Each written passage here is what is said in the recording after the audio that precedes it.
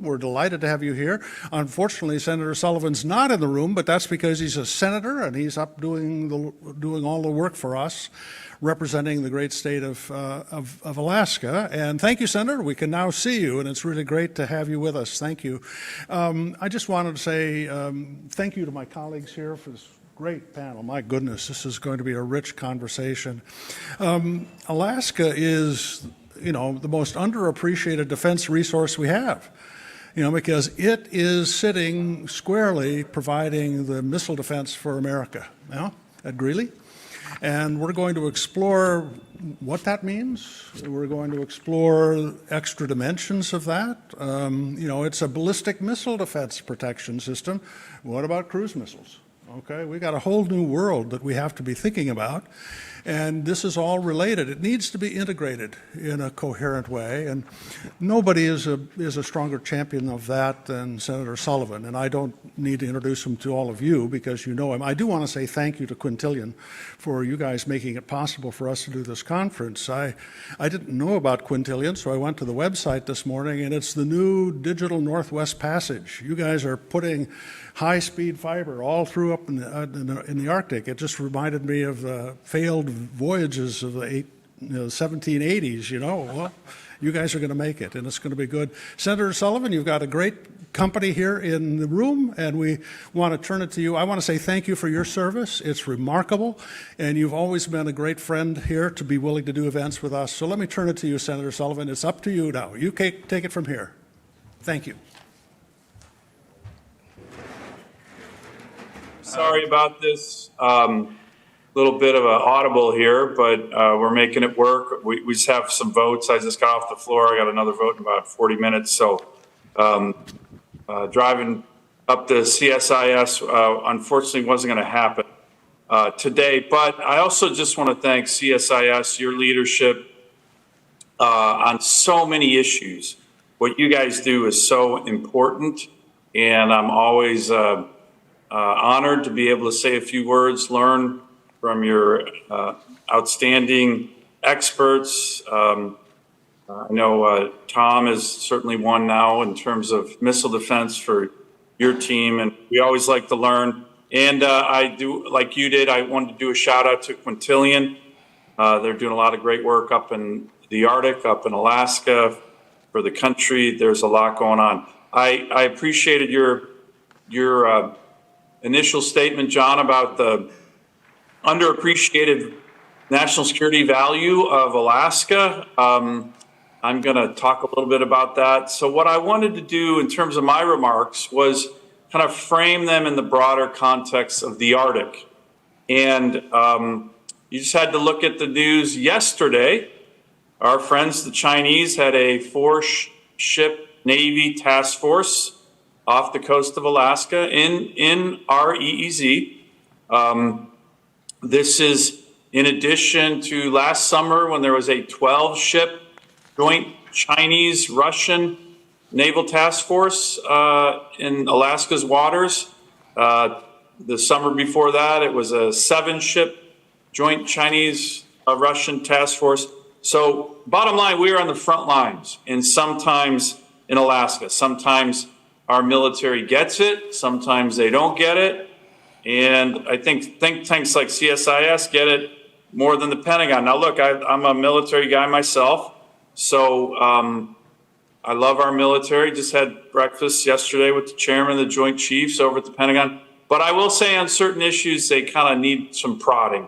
And the Arctic has been one, and I've been prodding, maybe shoving them for the last 9 years in my position here.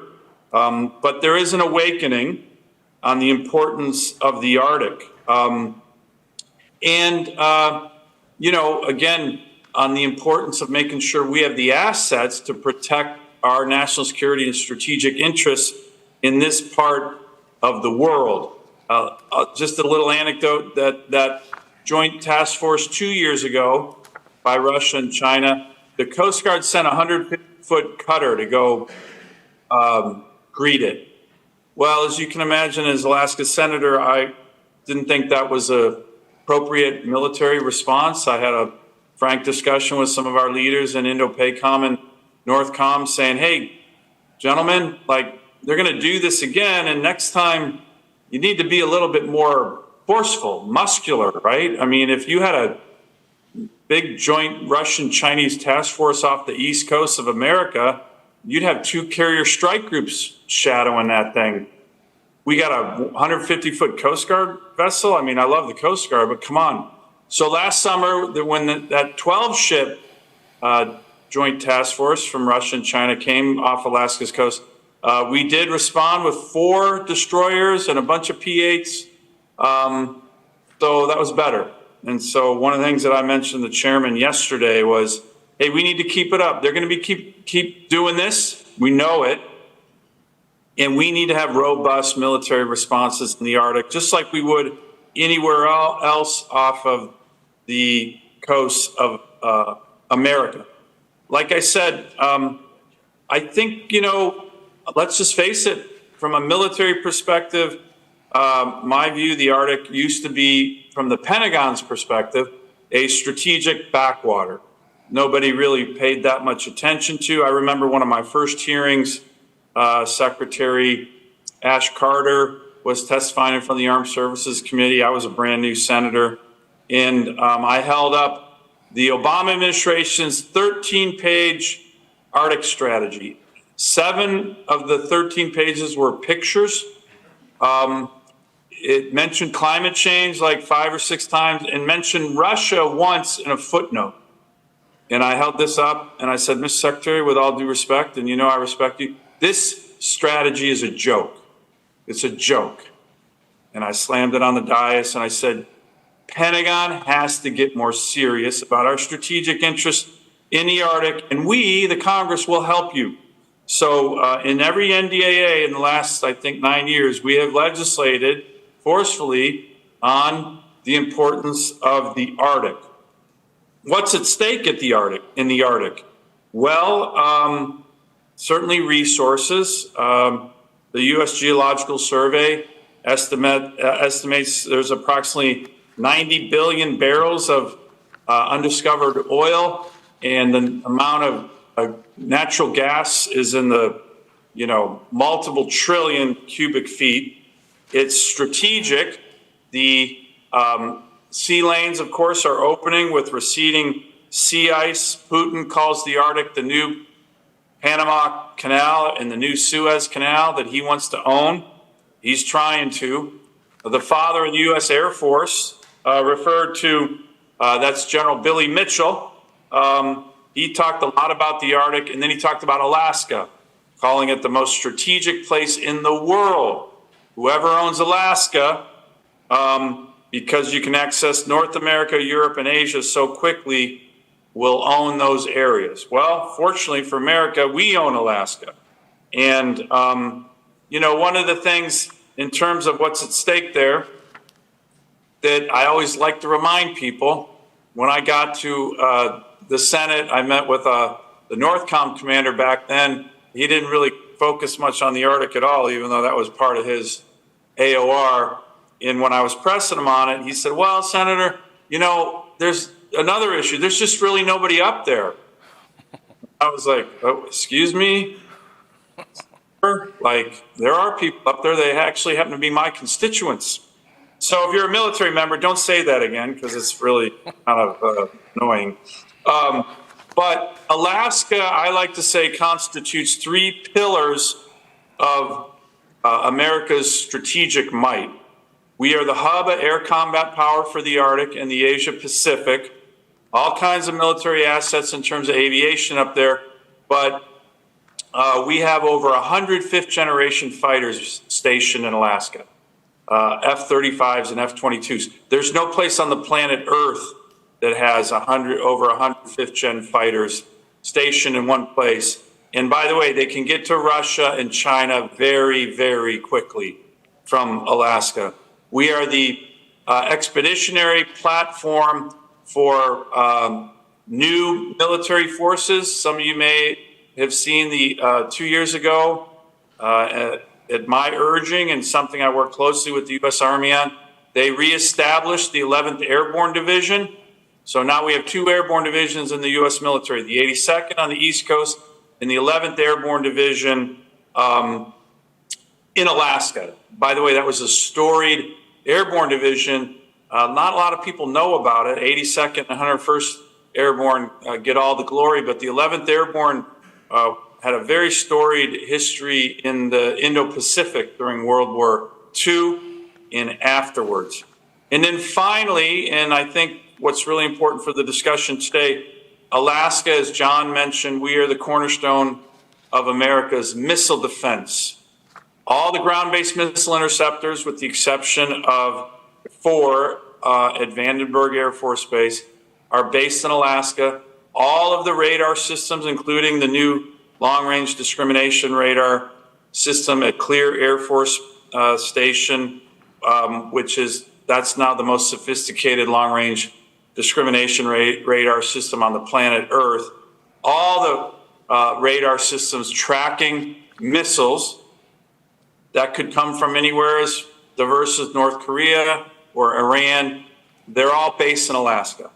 And the reason they're based in Alaska, as John mentioned, if anyone's going to shoot at our lower 48 cities, states, New York City, Chicago, Miami, doesn't matter. That's all going to initially come over my great state. So that's where we're going to shoot it down from. So that's why we are the cornerstone of missile defense. However, and John already raised it, in the the incident we had with the Chinese spy balloon that happened last year, we have definite vulnerabilities in terms of over-the-sight radar capabilities, but really importantly, in terms of cruise missiles, in terms of hypersonics.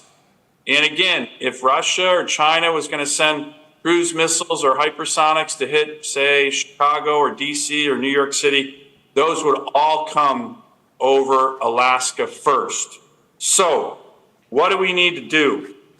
We are behind in this area. We just need to catch up. Some of you might remember from CSIS, because I did brief you a number of years ago on this. In 2017, I put forward a bill called Advancing America's Missile Defense Act of 2017.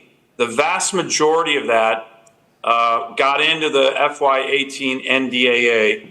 And what that did, it built out Fort Greely even more.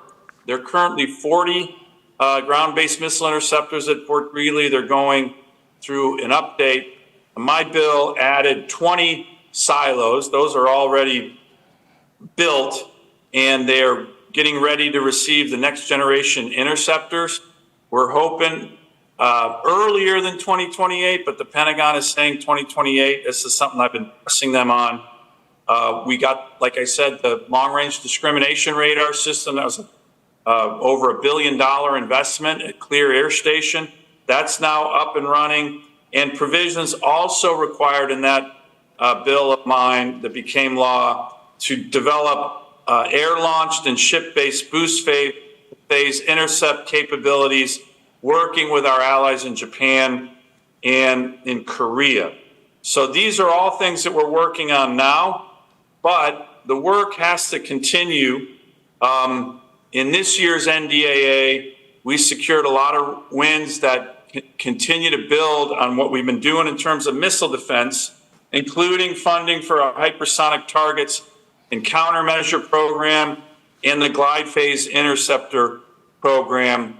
I was able to also get the Navy to look at reopening potential previous bases out in the Aleutian Island chain. For any of you who either served at ADAC, the naval base there, or have visited ADAC, when you get there, your first reaction, my first reaction is, wow, this is an incredible piece of strategic terrain, because it's essentially the gateway to the Arctic and something very far out west in the Indo-Pacific, much further west in Hawaii.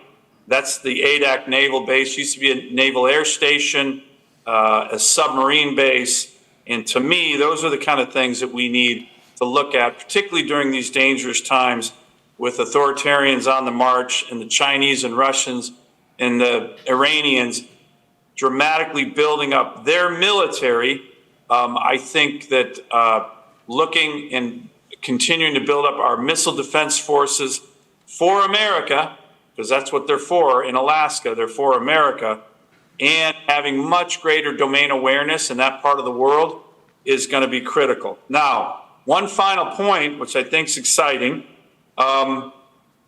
If you look at the Republican platform that just came out a couple days ago that we're going to be discussing next week at the Republican convention, there's a great, it's a very, by the way, it's a very succinct 16 pages. That's it. Marsha Blackburn, senator from Tennessee, she was the chair of that. She did a great job. But 16 pages, that's the entire platform. I think the Democrats' platform is going to be 300 pages. I'm not sure what the implications of that are for both of us, but the part about national security and national defense focuses on peace through strength, which is a strong tradition in the Republican Party. Think of Reagan, think of George W. Bush, think of the first Trump administration term.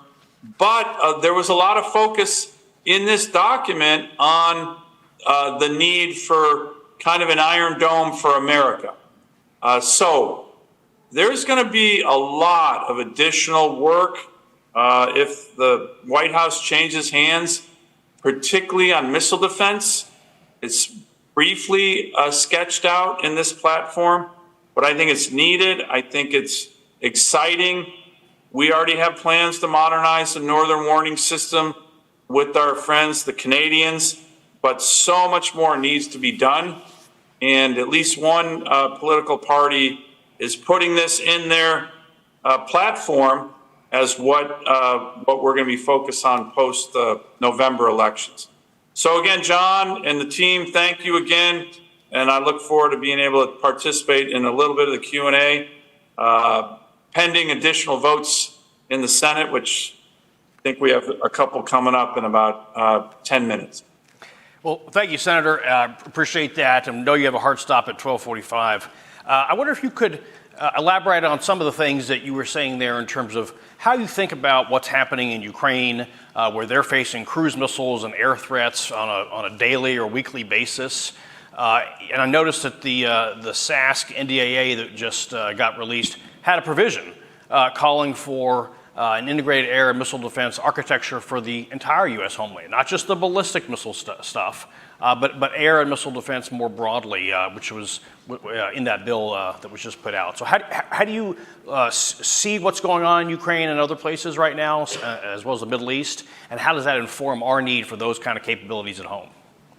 Well, I think, you mentioned the Middle East. I've been one of the strong proponents in each year's NDAA doing the work. We've done a bunch of work with the Israeli Defense Forces on their Iron Dome. As you guys know, that's been kind of joint work. We've authorized about $500 million a year to work with the Israelis on that. Again, from the Alaska perspective, we had the IDF come out to Kodiak Island a couple years ago, where we have the Alaska aerospace testing grounds there, and the IDF did a bunch of work on their Iron Dome and David Sling out in Kodiak, Alaska. So that work has been really ongoing, and there has been work with regard to CENTCOM for integrated missile defense as it relates to our allies in the Middle East, and with the Israelis, but also with the Emiratis, Bahrain, even the Saudis. This is work that we think is important. And of course, that work is directed at the major threat in the region, which is the terrorists in Iran. Your question as it relates to, for the United States and Ukraine, I was part of a group of senators who met with President Zelensky yesterday. And we actually talked about the innovations that they have been able to undertake at the speed of war, to be honest, at the speed of combat. And one of the senators actually asked, what could we learn from them? And I think the answer is we can learn a lot, because they are innovating at the very rapid rate, which of course is driven by the existential threat that they're facing right now. That is missile defense, that's the drone work that they're doing. And then we are also doing this, as I mentioned, starting with some of the legislation in my bill from 2017 with Japan and Korea in integrating kind of boost phase missile defense that we have with those important allies of ours. So there have been so many advances, in part driven by the real world combat that our allies like Israel have been facing, partners like Ukraine have been facing, and of course the threats that Japan and North Korea continue to face, Japan and South Korea continue to face from North Korea, that it just makes sense for us, and you saw that in the NDAA, and you saw that, as I mentioned, in the Republican platform, to take that concept and start applying it to our own homeland. One of the final things I'll just mention, what's exciting to me that the NDAA tries to address, is so many of these high-tech, smaller businesses that are really focused on national security and defense. It's a great opportunity for us, where we have some of our best minds to do work in this space, and we have some great innovative companies. You know, you may have heard that Lockheed Martin just was awarded a big $17 billion contract for the next generation of interceptors to defend the United States from intercontinental ballistic attack. But we also have these smaller, very nimble companies that are being developed, and I think they're learning a lot from what's happening in Israel, what's happening in Ukraine, and it's going to be a very active space for our military missile defense, and it's going to involve a lot of the learning that we're seeing from these conflicts around the world. Well, thank you, Senator. I know you've got to run to another engagements, but we look forward to having you over to CSIS in person in the near term, I hope. Great. Thanks, Tom, and thanks, everybody. Appreciate it. Sorry about the audible we had to call. Thanks to all our technicians on both sides who have done a great job enabling us to connect, and we really appreciate it. Thank you. All right. Well, we are going to transition seamlessly here. Thanks everybody for your patience on this. We've got a great panel lined up here to continue the conversation, kind of pull the threads on especially some of the policy and programs and operational considerations here. So on the other side of the stage, you've got Major General Mike St. Louis, Canada's defense attaché to the United States. I try to pronounce it the French pronunciation. I would embarrass myself very badly. To his right, your left, Dr. Pepe DiBiaso, 30 years of service for the U.S. government. He was the director of the Office of Missile Defense Policy from 2000 to 2021. And now a senior associate here with the CSIS Missile Defense Program. And finally, Charles Jacoby, retired Army General, whose last command, prior to retirement, was to command NORAD and USNORTHCOM, and the first and only Army officer to ever do so. First and last. I also want to thank and acknowledge acting ASD Rebecca Zimmerman, who was wanted to be on the panel today, but she had another responsibility come up, and we really look forward to having her at another time. This today was sponsored by Quintillion, as Dr. Hamre spoke about, and I want to acknowledge that General Jacoby is an advisor to them for transparency. So I thought we would just begin with the threat. You heard Senator Sullivan talk about that, not just about the rogue state ballistic missiles, all these other things.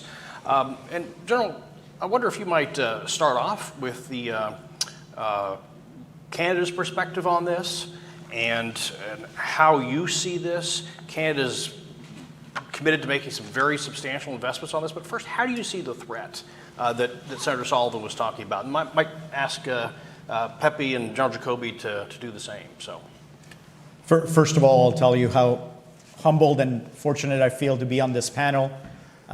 Thank you for CSIS and the sponsor, and the chance that I have to sit here with one of my previous bosses when General Jacoby was in service is a little bit daunting.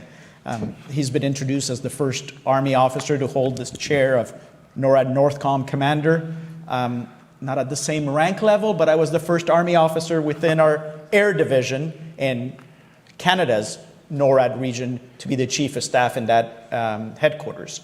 So I got to learn about this different culture, the imperative of this domain, and the importance to the defense of North America. I appreciate me giving the first of these answers. I thought I was going to go last in the order we're there. I'm a little bit dislocated now, so bear with me. And if I start switching to French, too bad. You can come at the end and I'll try to translate. But yeah, we should start with the threat, right? Because the threat informs the why. And if you understand the why, you can probably get to the best possible plan. And I find it fascinating to listen to the senator on a conversation about the Arctic, the defense of the Arctic, defense of North America, Alaska, and he singled out China in the first couple of minutes.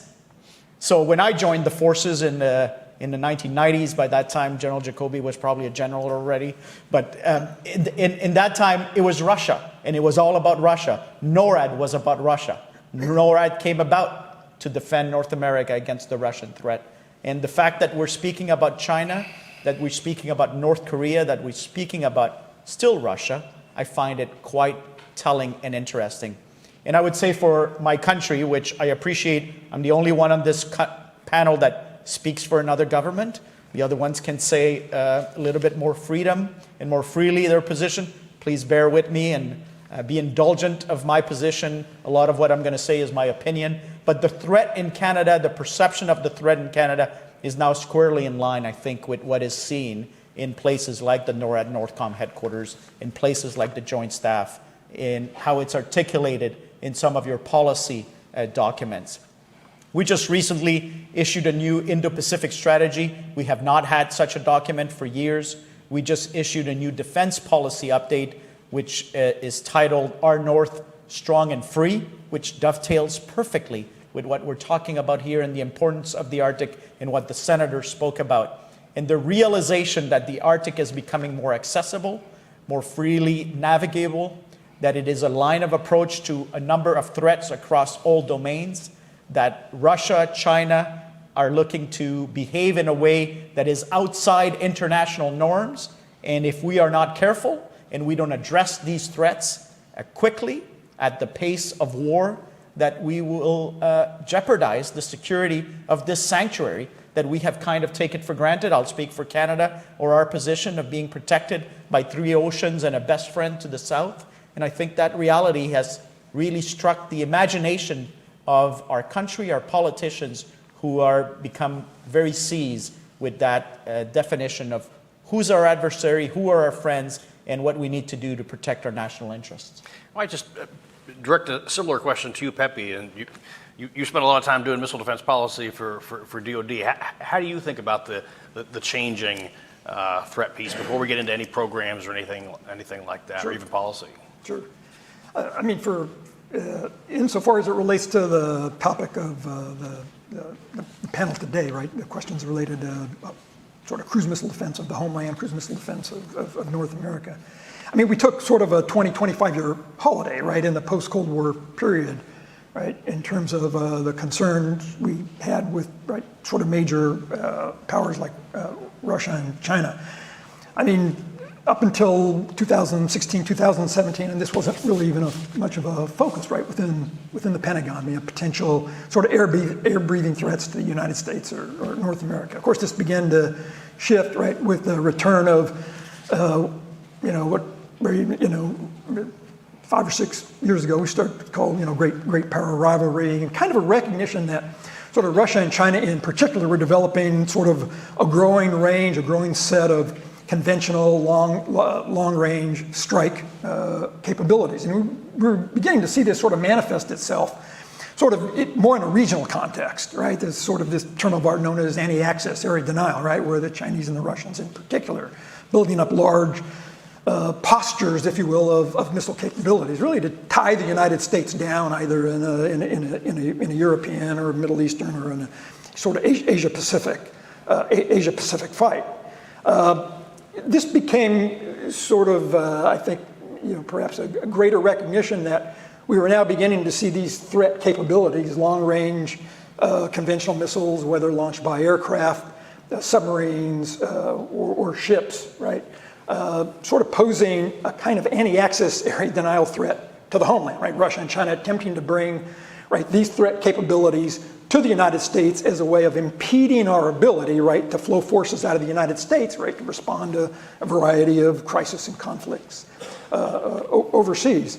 And so, I mean, this became really a very significant focus. You can look at the 2022 Missile Defense Review, for example, and in that review, there was an acknowledgement and a recognition that both Russia and China were now developing capabilities, not only developing, fielding, training, and operating capabilities to conduct both kinetic and non-kinetic strikes against the United States, right? I mean, kind of a little bit of, buzzword terminology, but the kinetic piece was pretty clear, right? I mean, these were long-range conventional strike capabilities that both great powers, big powers, were developing and fielding and exercising, right, to potentially hold at risk, critical targets in the United States.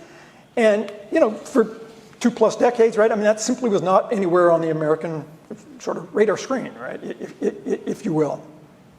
The other interesting piece is that we begin to see developments right in the way the Chinese and Russians were thinking about attacks on the United States. Again, if you look at the 2022 Nuclear Posture Review, right, and I tend to talk in terms of American national defense strategy documents, having spent 30 years, right, developing and writing and drafting American national security, national defense documents. So the policy framework, to me, is sort of where all of this sort of starts, right? But the 2022 NPR said something really interesting. It said Russia and China really are developing capabilities to carry out strikes against the United States below the nuclear threshold, which was kind of an interesting development, right? So, I mean, you're beginning to see recognition sort of in this shifting, and I'll get a little bit more maybe highbrow here, but sort of in the shifting nature of warfare, the types of warfare Russia and China are contemplating for limited strikes, either of a conventional nature or of a nuclear nature against the United States, in the belief, right, that the United States, right, in a conventional context, right, that they can thwart and blunt, right, an American response to some conventional conflict overseas that China and or Russia may be involved in, and or they can carry out limited nuclear strikes in ways to sort of bloody the U.S. nose, put the U.S. back on its heels, and convince the United States, right, that it needs to sort of stay out of, right, Europe or the Asia Pacific region in a conflict, and that they, Russia and China, are prepared, if the U.S. does respond, right, to escalate further, right, imposing potential more pain on the United States. So, I mean, that's a pretty big shift that you sort of see coming about in the 2018, 2019 timeframe, I think, during the Trump administration. And I think that sense of sort of where Russia and China in particular are, right, evolving capabilities, right, sort of reaffirmed when you look at sort of Biden administration's national defense strategy and missile defense review, insofar as sort of the way that threat picture has evolved with regard to kind of the vulnerability of the United States, to sort of a set of capabilities and strikes, right, that we simply didn't focus on for 25 years. Taking air superiority for granted. Well, General Jacoby, when you were the head of NORAD and NORTHCOM, you were making the case that there was a problem, that we needed to do something different as opposed to just this holiday. What were you seeing then, and what are you seeing now that's changed? Well, one of the things I'm really happy to see is closer cooperation with Canada on the key issues. And the key issue has always been for the NORAD NORTHCOM commander, aging early warning that was totally focused on nuclear war with Russia. And slowly but surely, we're starting to understand, but we're really still talking about it. I mean, the long-range discriminating radar is a big step. But everything that's aligned with the ground-based mid-course missile defense is tailor-made for deterring and denying benefit of North Korea.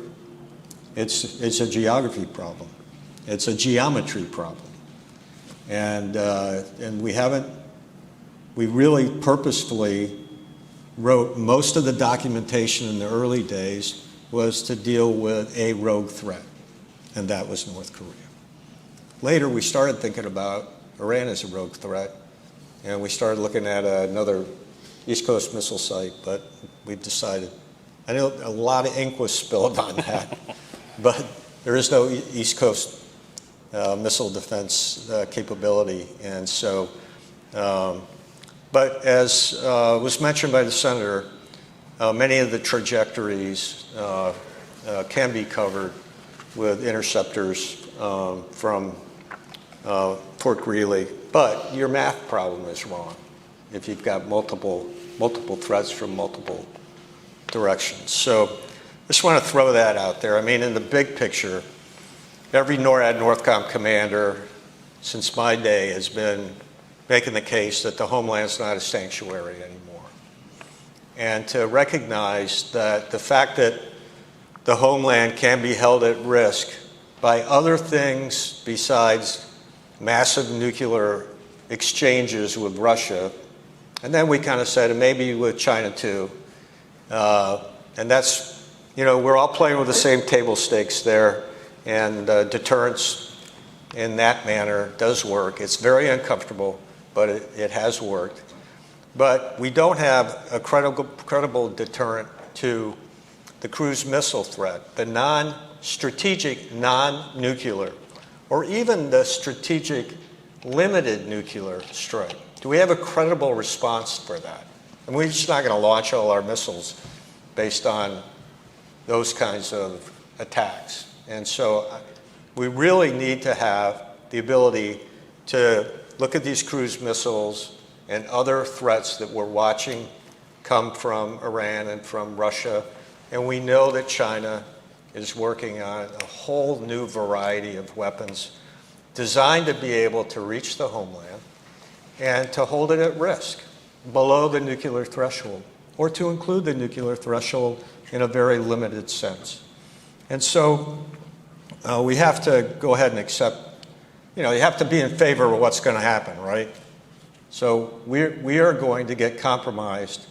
Our freedom of action, of strategic decision making, is going to be compromised by their ability to do damage in the homeland that we don't have a credible deterrence for or a credible response for, except for North Korea, apparently. And so, as the Senator said, there's also been a lot of ink spilled on a series of, this is our Arctic strategy. It's mainly to make Canada happy, but we didn't really have our heart in it at all until it's really picked up since the 16, 17. And we did in 14 get some increases in the missile defense, but again, totally oriented on North Korea. Now, I will tell you that as an Army guy coming to NORAD, you know, everybody was highly suspicious of, you know, an airborne ranger instead of a fighter pilot. But it really gave me the opportunity to take fresh looks at everything. And I said, well, look at what Russia's doing. Look what they're building. They're refurbishing all their long-range strategic bombers. They're developing cruise missiles that can be launched from distances barely out of Russian airspace. The best avenues of approach and our most vulnerable avenues of approach are over the Arctic. And we're still just talking about it. And we're not doing too much about it. And as the Senator pointed out, they're starting to make some progress. But even that progress is compromised by other mouths to feed. We're still having, starting with having problem recruiting right now. okay? And it goes on and on and on and on. And we are in a tail chase, a catch-up game on a lot of things. But we can't afford to be in a catch-up game in deterring non-nuclear, strategic, and limited attack on the homeland, because it will do the following things. As I said, it will reduce freedom of action and strategic decision-making. What am I talking about? If the homeland's at risk, and that risk is being demonstrated on a daily basis, and a president someday says, well, look, what are we going to do if they launch a cruise missile attack? Or how about after a cruise missile attack? And you say, well, that's just going, we don't really have a good, credible response. Are we going to go shoot cruise missiles into Russia? How are we going to do that? How many do we have? We're spread, the peanut butter's spread pretty thin now. You know, when I was growing up, we used to have, we wanted the ability to fight 2 major wars, a little one, and something else. And something else to be determined. We're stretched pretty thin right now. And we have the additional task of defending the homeland, which is a must. Because if we're not defending the homeland, it puts at risk every forward combatant commander's war plan. May or may not get approval to launch something based on the homeland being held at risk, or maybe having been hit, or maybe suffering non-kinetic strategic attack, cyber, space.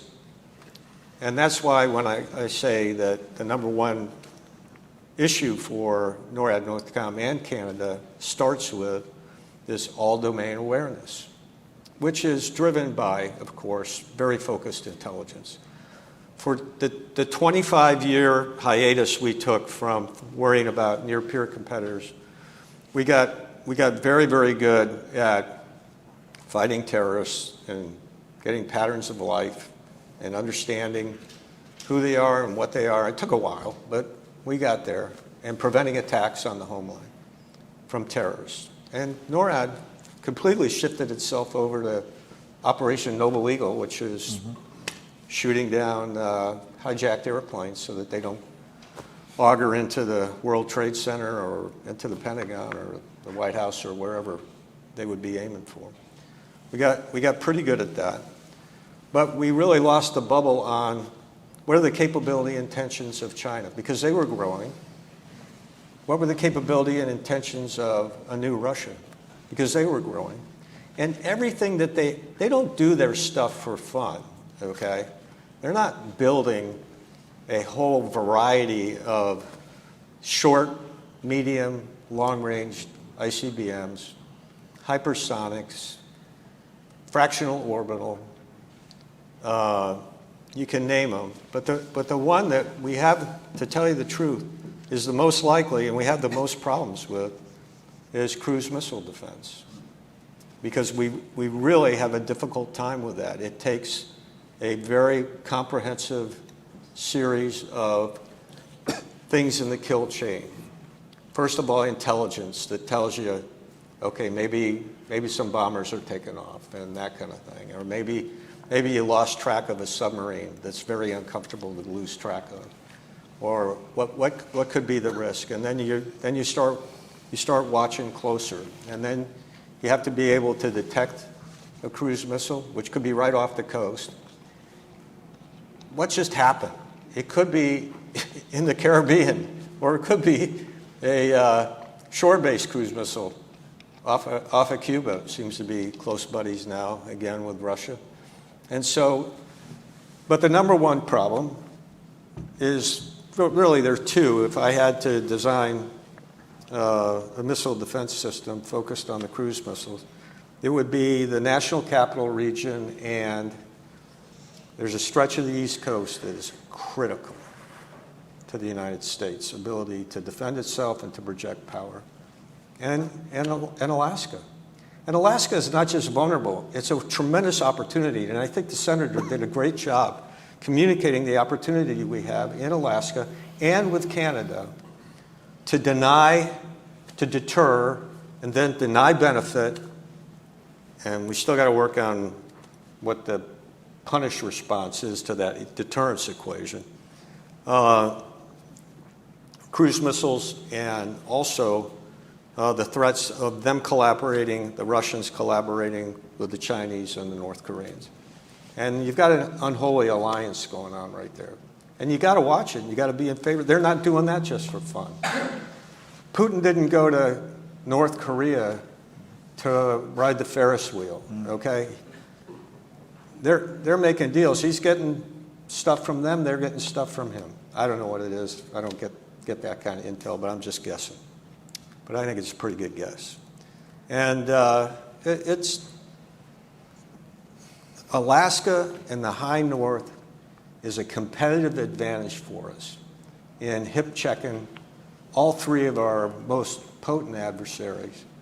And with a little bit of help can help us with our other nefarious actor, which is the proxy using Iranians. And I will tell you, the Iranians, they weren't goofing around when they launched 300 things at Israel. And we did pretty well. We, meaning Israel and the allies, which included the Middle East. But the investment that's gone into that has been real. It's been strong. Our forces are oriented there. Now, we have 100 fifth-generation fighters up in Alaska, but you know who they belong to? They belong to the PACOM commander. So we can talk about that later. But there's some real awkwardness. And, command and control is a problem up there. But that command and control and infrastructure and domain awareness and presence all needs work in the high north to really defend the homeland. Otherwise, the homeland's at risk, decision-making's at risk, assuring our allies is at risk, the logistics flow is at risk. I mean, most of our stuff was brought back to the homeland. Everybody's tip fed, which is what they need in case of a war, most of it is still in the States and has to go. And they're not going to contest that. They will. And our supply chain. Holy cow, we still have a vulnerable supply chain that's at risk. So my view is, don't forget, whatever you're seeing about the Russians and the Chinese working together, it's not for show. And whatever they're building and practicing with, back in 2011 when I took over NORAD, NORTHCOM, they're using on the Ukrainians today. And they're ready to use them on us. They practice it all the time. And so it's a reality. The threat is real. Canada gets the threat's real and is rubbing the Canadian dollars together. And we need to do the same thing. And we've got a lot of programs starting. But if Russia's looking at us right now, and China and North Korea, the only meaningful challenge they have is getting North Korean missiles involved to distract us or to pin us down or to deny us freedom of action in Indo-Pacific. Otherwise, if I was a Russian, I wouldn't see much that was deterring me from conducting those strikes. And I'm not seeing much of a credible response in return. I'm sorry. No, you're good. I wonder, General and Pepe, I wonder if you could react to something that General Jacoby, I think, articulated very well, and that is the non-nuclear strategic attack. I feel like CSIS Missile Defense Project, we talked about this a lot, and I recall that I think it was 9 years ago, this spring, we had the Vice Chairman, Admiral Winnefeld, right in this room and talking about that, in his view, it was the cruise missile threat to the homeland that was overtaking the importance of the threat from regional ballistic missiles. And that was in the Obama administration when regional ballistic missile defense was the thing. That was in 2015 that the Vice Chairman said that. It doesn't seem like it's sunk in yet. And so my question for you is, to what extent is that registering in Canada, in the halls of the Pentagon? Is what General Jacoby was describing, cruise missile or other kinds of threats, but non-nuclear strategic attack, has that taken hold or is it still seem a little more on the abstract kind of a problem? From my perspective, it has started to take hold pretty much only over the last handful of years, right? I mean, kind of recognition or awareness that Russia and China are developing, right, an additional set of capabilities, right, to hold the United States at risk. And this, I think, derives from what I would call, on the behalf of Russia and China, an obvious appreciation that the core of American defense strategy for decades has been our ability, right, to project power. Yes, we're a forward presence power, but we're in the post-Cold War era, we're a much diminished forward presence power, right? And so there's a recognition that, look, I mean, if you provide the opportunity to the United States to go build an Iron Mountain, as we did in the first Gulf War, right, the United States military is likely to prevail in a significant major regional conventional conflict. So if we can get there. If we can get there, right? So what's the key objective if you're, a U.S. rival, right, is to deny the U.S. the ability to go build that sort of Iron Mountain, if you will, or whatever that mountain looks like these days. If it's not iron, it's made out of titanium or something else. And so that sort of, I think, has driven over the past handful of years, right, the recognition on the part of Russia and China. Look, there is enormous benefit, right, that accrues from being able to at least have the option, right, to hold at risk and destroy targets within the United States, right? Again, in the absence of sort of a massive exchange of nuclear weapons, I mean, we have strong nuclear deterrent capabilities that are presumably deterring, right, those large-scale exchanges. But everything, in my judgment, everything below that is sort of fair game. I mean, you have to sort of combine that with the sort of geopolitical reality. I mean, Russia and China are American rivals, right? This isn't sort of a friendly competition like a race, right? We're going to, me and the general we're going to have a race, and at the end, one of us may win. I don't know. Who knows? I'd probably fall down, but we're going to shake hands and get ribbon. I mean, that's not the nature of this sort of great power competition, right? To use the term of art. I mean, these are rivals who are trying to put the United States at a disadvantage. They recognize that if Russia and China are to be able to exploit advantages, right, within their sort of regions of sort of geopolitical interest, right, they've got to keep the United States out of the region. And they can do that two ways, right? They can complicate sort of what we're doing if we're already in the region, right? And we know that both countries have really heavy missile-centric sort of anti-access area denial strategies regionally. But I think what we're seeing over the past handful of years, and this is sort of what I get out of General Jacoby's remarks as well, right? I mean, they're applying their anti-access area denial strategies to the United States homeland, right? They're prepared to take on some risk, right, to keep the United States out of a fight that's important to them, right? And so that, we've talked a little bit about this for sort of 4 or 5 years, 6 years, maybe a little longer.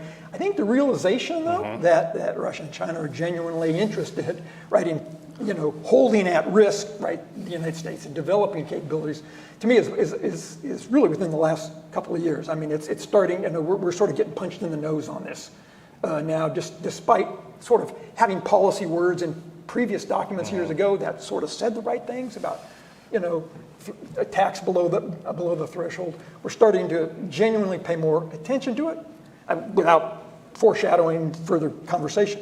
I mean, I'm not sure we're doing much about it. I think there's some pretty significant sort of gaps, but we're at least, I mean, we're finally admiring the problem in the correct way. And now the opportunity is, what are you going to do about this? So just going back to why we're talking about the high north a little bit. The high north is not an easy place to work, okay? And so you have to have a will. You have to really buy into this threat to then look at the high north and say, look, I have to pick and choose what I defend in the homeland. I can't do everything all at once.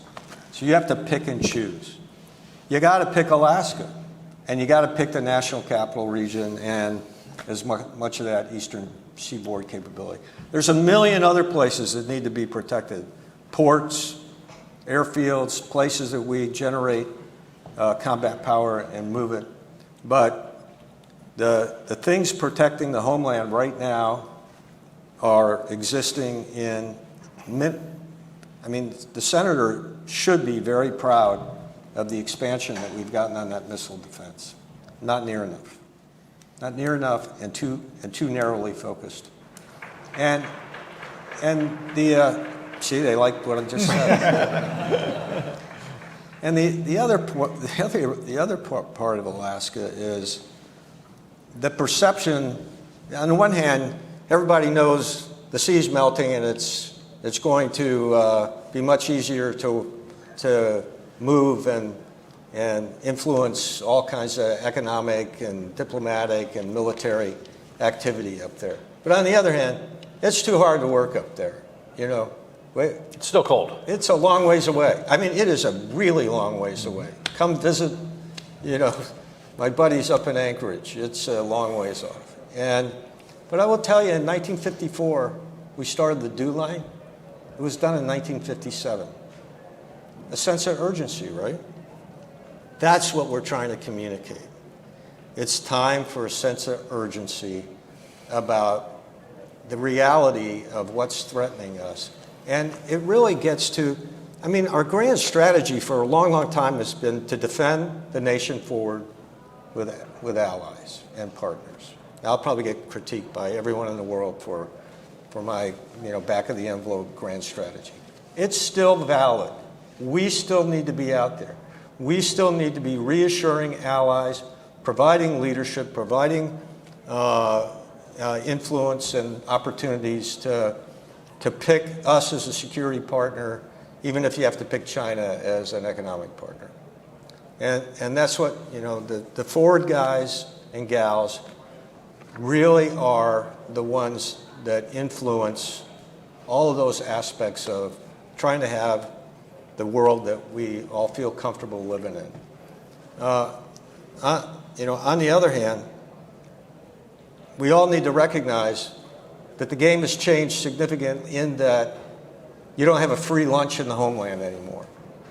We have to recognize that, because even if we are threatening to get them on the ropes, they're going to do something to us in the homeland to get us off them. And right now, we're very vulnerable to that, particularly cruise missiles. That free lunch, that false sense of security is really gone in Ottawa and in Canada.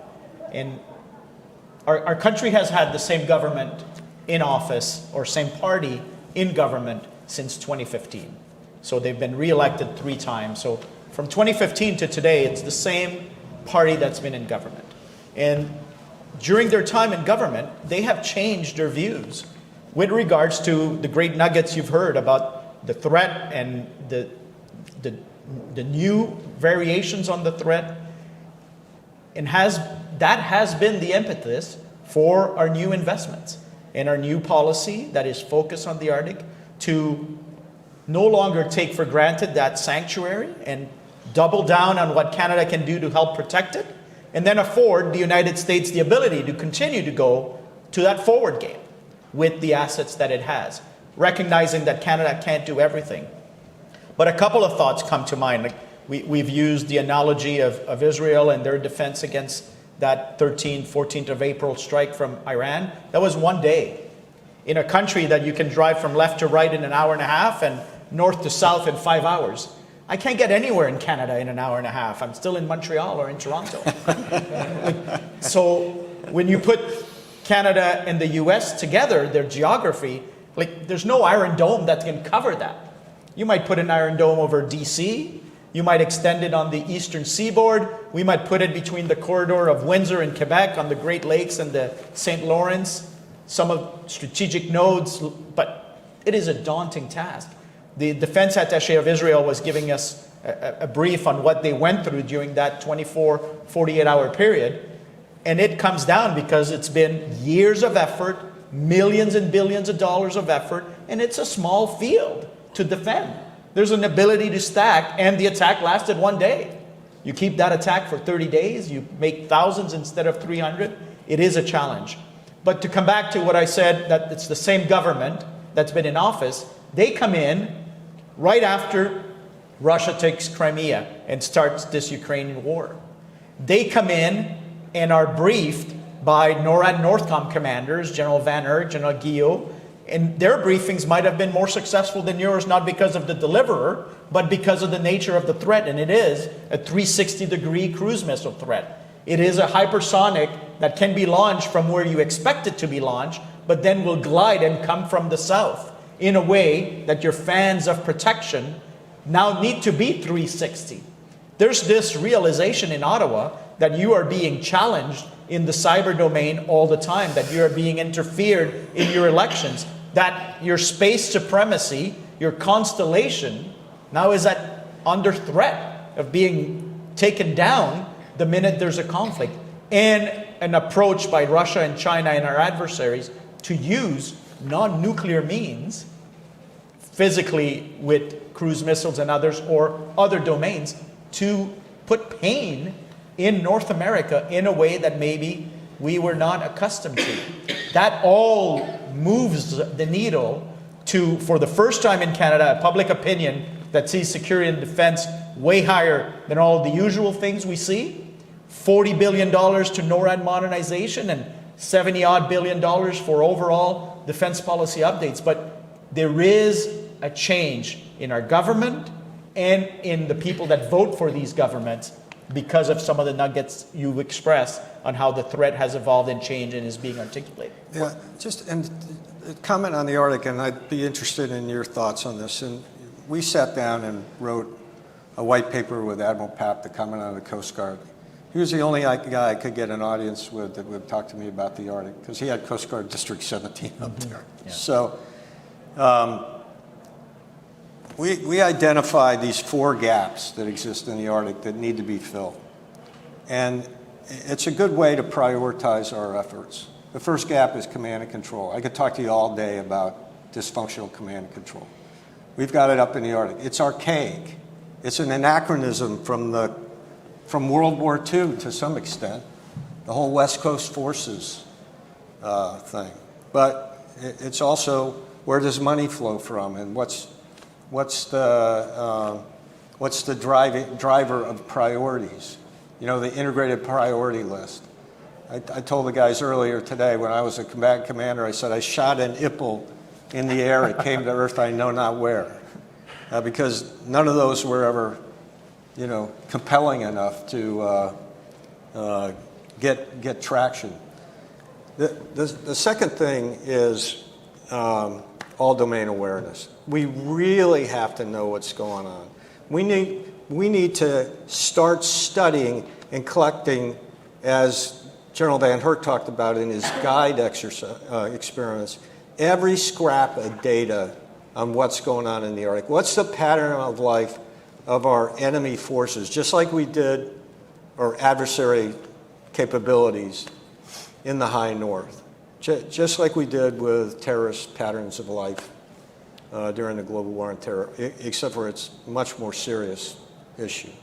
And we need to do it in all domains. Space, we are so reliant on space and the homeland. It's incredible what they could do to our economy, what they could do to our intelligence community. You just start ticking them off one by one. Cyber, everybody knows that we get messed with in cyber. I mean, we have a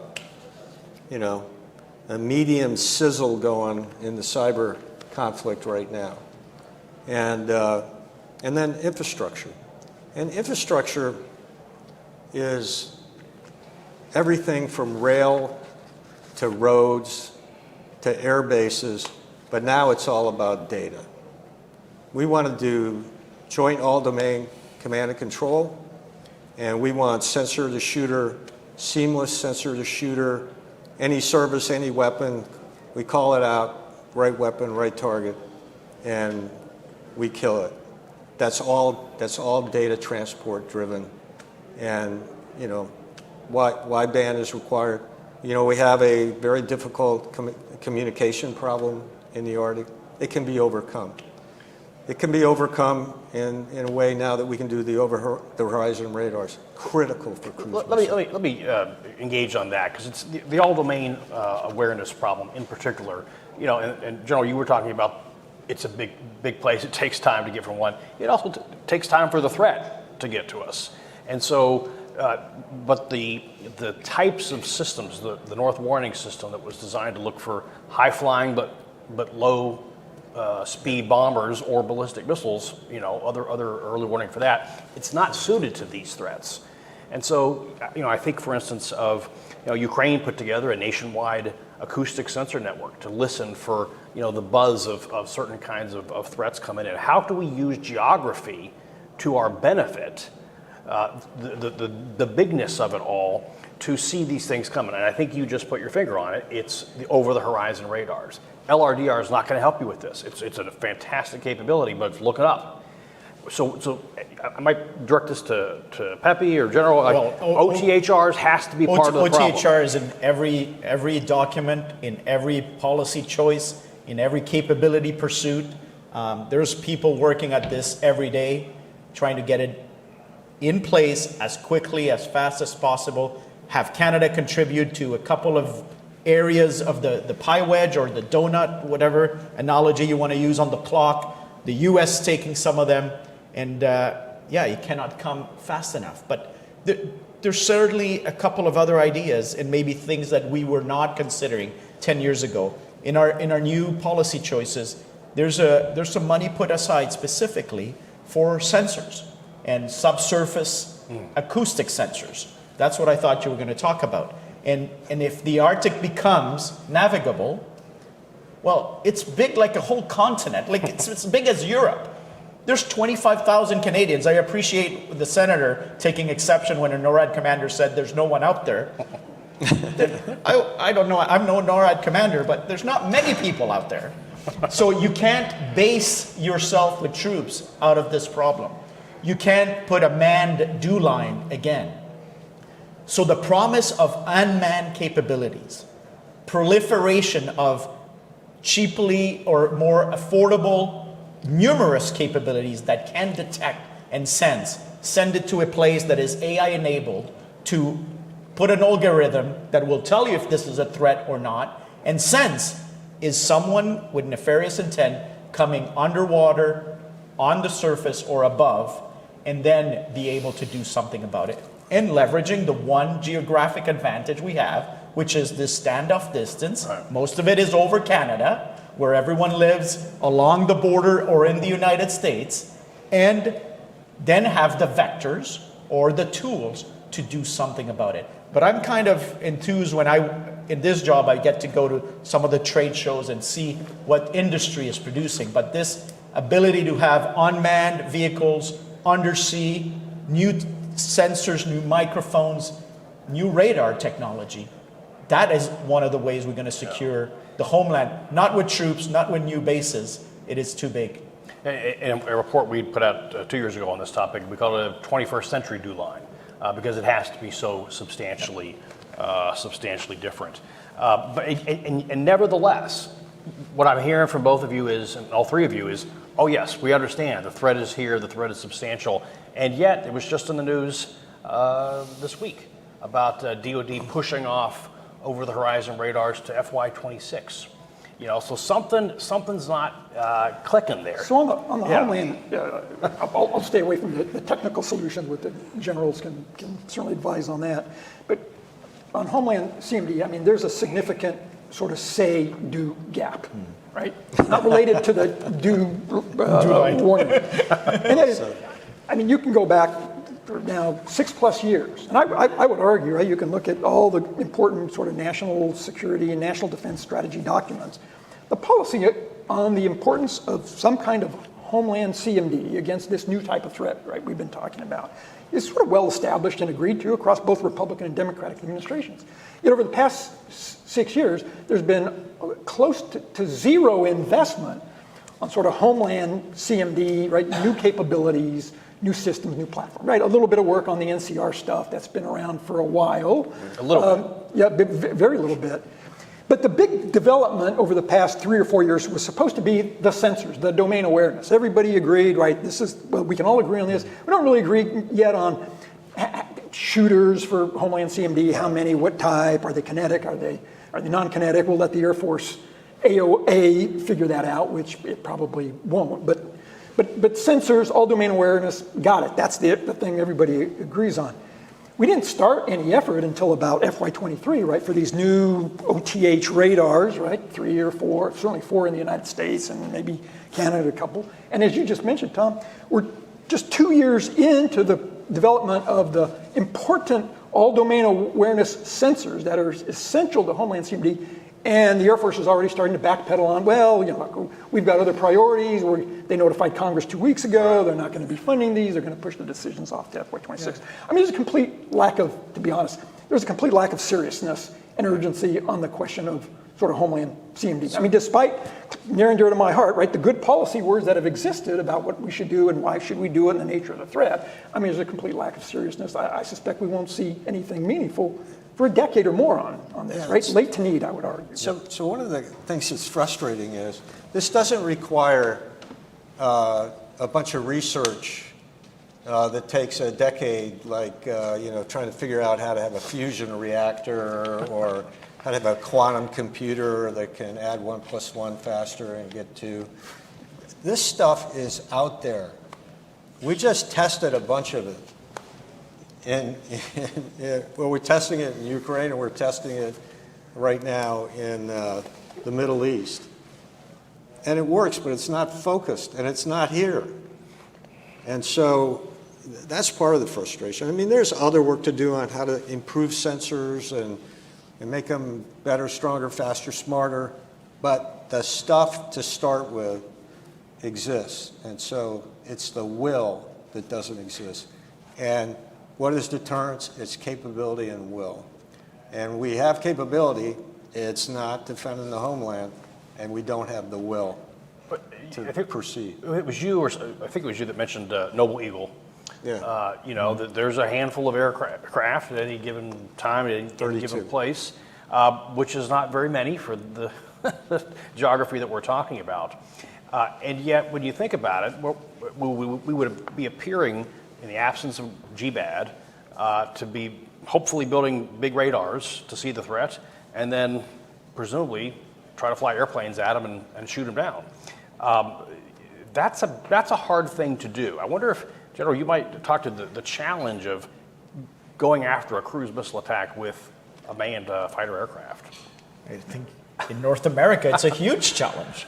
It is, again, to come back to the 13th, 14th of April and the success of the story and listening to some of the Israeli aircrafts going after cruise missiles. But it is because this is a saturated, stacked AO with short distances. Short distance to react, I will admit, but a short area to defend. The ability to defend a capital, maybe. You start expanding that bubble is extremely complicated. Ground-based air defense gives you a chance. 32 aircrafts or 30 or whatever aircrafts trying to fly at Mach something to go catch up to a low-flying, slower-flying cruise missile is an absolute challenge. So it will become a choice. It will become a choice of what you defend and what you don't. And then maybe to come back to deterrence, but from a different way, is then we will incur a cost, and if you accept you incur a cost, then what do you telegraph will be the response.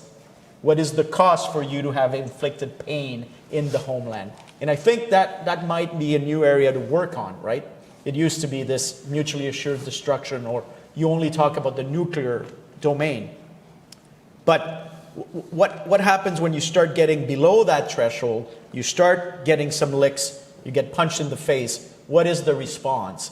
And there might be a conversation to nuance and make a more sophisticated deterrence conversation given that. Yeah, the frustrating thing is that the challenge, and the reason for getting passionate about it is that this is workable now. We've got a pretty good understanding of the threat capabilities. We have a pretty good understanding of what we need to do. But are we going to be calamity-based, or are we going to be thoughtful, defenders of the American and Canadian people and all of North America, and maintain our ability to project power globally? Now, the other bucket that you really highlighted was infrastructure, because yes, there are people in the Arctic. We've established that. We've also established there's not a lot of them in some of these places. So, what is the kinds of infrastructure? You talked about the C2 being decrepit in some respect. Yeah. What is the kind of infrastructure that needs to be done up there to have a 21st century DO line, to have this all-domain awareness? I mean, I think we're going down the road of JADC2 as an warfighting operational concept.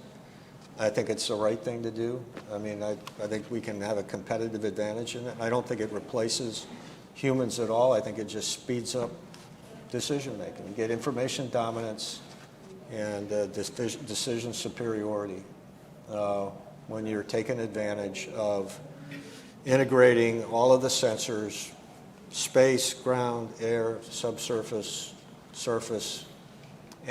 But the challenge is then to take every scrap of data, collect it, transport it, process it as close to the edge as you can, and then curate it in a way that you can get it out to the entire enterprise, which includes Canada, and could include NATO as well. NATO has a huge interest in the Arctic. Japan has a huge interest in the Arctic. And we have great allies. Allies remain a competitive advantage. In fact, it's one of the things that the Russians, Chinese, and the North Koreans have observed and said, hey, that allied thing seems to really be working for them. I wonder if we should be allies. And they're still sorting through it, but they're sailing together and off our coast. And I think it was, I wonder how, the NBA finals are going today. So. In addition to the command and control infrastructure improvements that the General is talking about, for Canada, it is, well, we don't have that many, but it is redoubling down on our airfields. Where are you going to land these aircrafts? If you need to have them on station and being ready to intercept, well, you need to upgrade those, especially in the context of our country getting F-35. So fifth generation aircrafts require a different infrastructure that our F-18s did not require. Improving those is in our plan.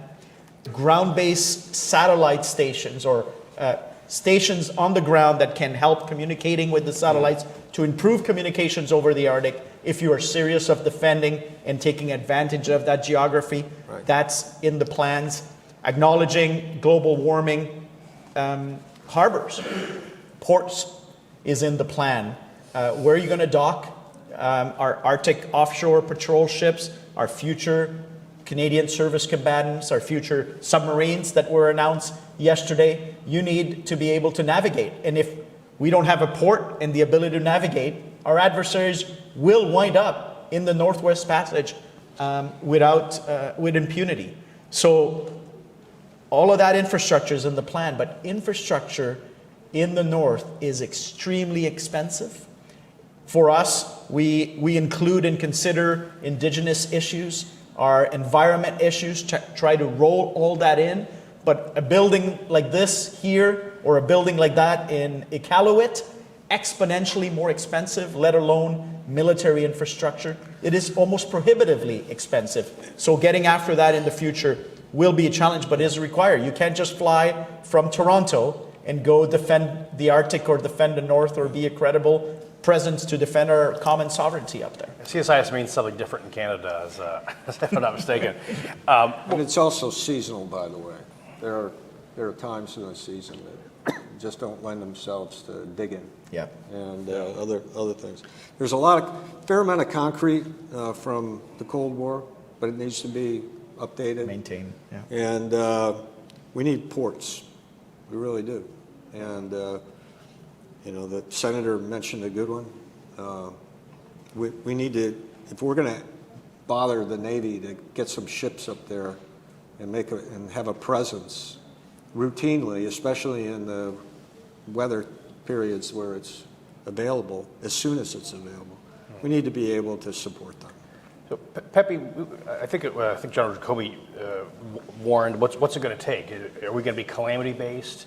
So I guess, again, from your policy perspective, you've seen sometimes the challenges of moving from understanding a problem to actually going after it. What's it going to take if seeing what's happening in Ukraine today doesn't seem to be moving us towards, what's it going to take? And how do you think about changing the policy discussion on these issues? Well, look, I mean, I think the policy, as I said, I think the policy framework is sort of in place to do this, right? It's the sense of prioritization, the sense of urgency that's missing. I mean, one of the things, that has sort of bedeviled Homeland CMD for decades, and I recall sitting on my first Homeland CMD panel as a policy rep in the, late 1990s. So this goes back for decades, right? The Department of Defense would study sort of Homeland CMD and sort of, it concluded, every time we sort of did it, during the post-Cold War period, it was kind of a protect every rock, first of all, right? And so the architectures and the constructs were, obviously expensive and elaborate. There was also kind of a lack of urgency on the threat in the post-Cold War era. We were looking at Homeland CMD, but we really didn't think there was a sort of viable threat from Russia or China, right? They weren't perceived as adversaries. I mean, you sort of fast forward to the last 5, 6, 7 years. I mean, that was the old problem. I think we're rightly focused on the new problem, right? You're not trying to protect every rock in the United States, right? Number one. Number two, you're looking at more kind of limited potential, like conventional strikes from Russia and China that are focused on some kind of infrastructure that's intended to impede sort of our ability to carry out, our security commitments abroad, to uphold our security obligations. So there does seem to be a consensus sort of forming around sort of what this thing might look like, and that it might be manageable. But it's even in the Pentagon for 3 decades, it's hard to understand, right, why we continue, right, to simply not move forward on this. And I will tell you, I mean, certainly in the last handful of years, I think there's a sense of, well, is this threat real? Is Russia and China, will they actually carry out threats, of a conventional nature against the United States? Will they attempt to sort of bloody our nose? And I think there's been doubts about that in the past. I think the last couple of years we see all the sort of coercive nuclear signaling that Russia and China do on a regular basis in areas that are important to them, that are intended to influence the U.S., and as General Jacoby said earlier, right, our decision making, right? There's now this sort of clear linkage between sort of regional conflicts involving China and Russia, and possibly North Korea and Iran, and the homeland, right? And I think that linkage was not perceived or not acknowledged or not recognized in the past. I think there's a growing awareness that there's now a much tighter linkage between what happens overseas and the vulnerability of the homeland, and now you've got to start to do something about it. We got to communicate that this is in our national interest. We're not inventing a problem. And also, there's nobody wants to have this fight. Nobody wants to fight with Russia. Nobody wants to fight with China. We don't want to fight with North Korea. The only answer is to effectively deter it, because they've got a different agenda they're following. And we have to just admit it. They have a different agenda. They have a different worldview. And we have to talk to the American people. We have to build consensus within the services and in the agencies, and get the focus where it needs to be, so we're not calamity based. And I will tell you, I used to tell people that, as a 4-star, I made very few decisions. I spent most of my time trying to make a case as a combatant commander, make a case for missile defense, make a case for, better command and control, make a case for Elevated sensors. Elevated sensors, yes, which we put one up, and the guy after me lost it. So the Jalen Zerostat, he didn't really. And we have to make a case to the American people and to the community that worries about defense that this is important, and that we like world leadership. It's good for the people. It's good for the economy. It's good for our friends and allies.